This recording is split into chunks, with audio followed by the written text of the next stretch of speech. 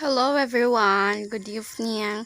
So, adi ato niya na sura is magluluto corn beef. Kung nakikita nito niya corn beef, tapos haluan ko siya bunay, duha. So, bali igigisa ko siya, haluan ko la siya bunay. So, ada nagkonak dida nagteros na aksan lason na. So, ini marasi ni nga sura siya. Tapos tingom guys, kakuri gyud man magparapinsar kung nano ang sura adlaw-adlaw, lalo kung waray isda, hala kabutlaw magparapinsar, mas mabutlaw kung magpininsar kung waray kwarta.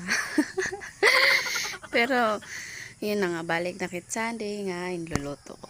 So iton po ako na laging luto kay tawag sini oray na kasi ba na maano na sura. So uli-uli la kasi amon bunay nga luto, bunay na scramble na may sibuyas, kamatis. So yan na nagkuan naman haluan ko corn beef. So yun, at nagtirosak nila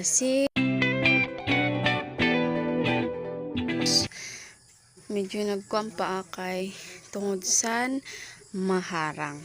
Inilugodan marasa nga sibuyas. Maharang siya. So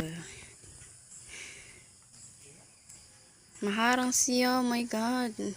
Baka kasakit good man sa mata. Ito na pagparot mo pala. Baka alis nga dayon.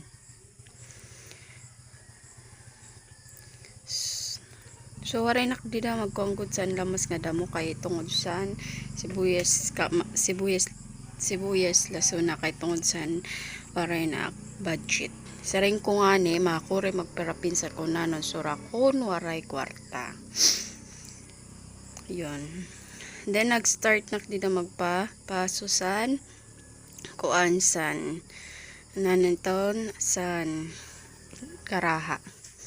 Kaya ang karaha kasi, wala ko na maugasi kay ginlutuan na to kanina sin ako nasawa san bunay liwat. So gintakpan ko na lang siya kay para di siya magkahugaw. So eto na naghalo na dida san bunay kay para dire Korean. Wala ko na siya butangin timpla kay niya ko pa siya timplahan. Pag nagisa ko na corn beef patian bunay. Ada man naman jig sarap mo ito na akong pamparasa. Kakuri mag-abrisan kuan danay nalilipat kapis-kapis akong kamot samad sang kutsilyo. Na dadaplis ang pagkuang usan kuan masamad akong kamot. Painala kay diri nasasamad. Kapis-kapis la. Di pa kasi nakakapalit waray pa paralit sana nga panabre nakapat nga panabre din ako riyan damo pa karag paraliton sa lapilan wara. Pero for the go la kaya iton. So iton siya ginkuanan ko siya tinidor kay di ba nagdidikitan corn beef sa lata, so akon kuan kay para pag taktak ko niyan dira Korean pag taktak kay nakabulag medyo bulag na sa lata. And then inhalo ko dida net ginhalo ko liwatan bunay. So an karaha dida mapaso naman nagpaspas na kiwa. Yun. Waray na makakuan kay nataranta na kang karaha medyo nakuan na. Hinaon ko nga ni kadali kay kita niyong kalayo malaga. So madali siya tubod. So medyo ginhaon ko naging papinit ko. Matugin salang ko tro. So yun, nagisak dida sin lason na. Then an sibuyas gin-start ko na lat paggisa. Kauman sana ginton, di ba? Waray na kori pag tak san tak san kamat san corn beef. Sorry ha. Ikaw, right now. Yun. Diba? May talaguti pa siya pero nadadara naman sa taktak. Yun.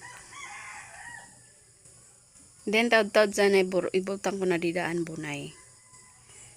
Yun. Diba? Mikos-mikos gote, tapos bunay na ibutang. Yan. Diba? Marase ni siya.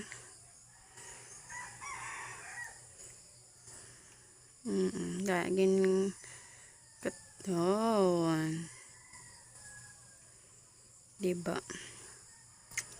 Kamo guys, nagluluto kami sini. Marase ni guys, try niyo.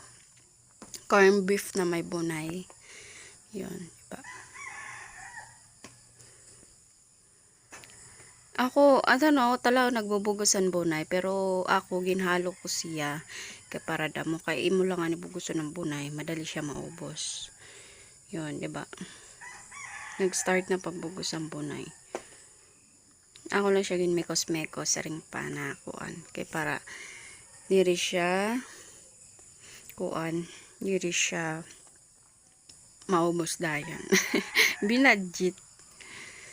Matan talaga pag sering na nga creases.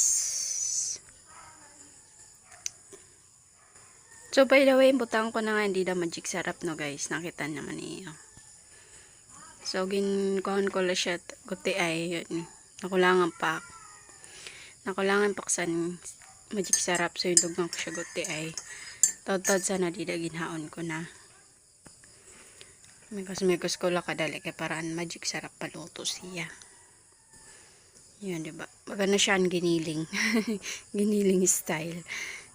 Ano tsura tala. Baga ng giniling. Pero, guys, inyo sa'yo marasa ini siya.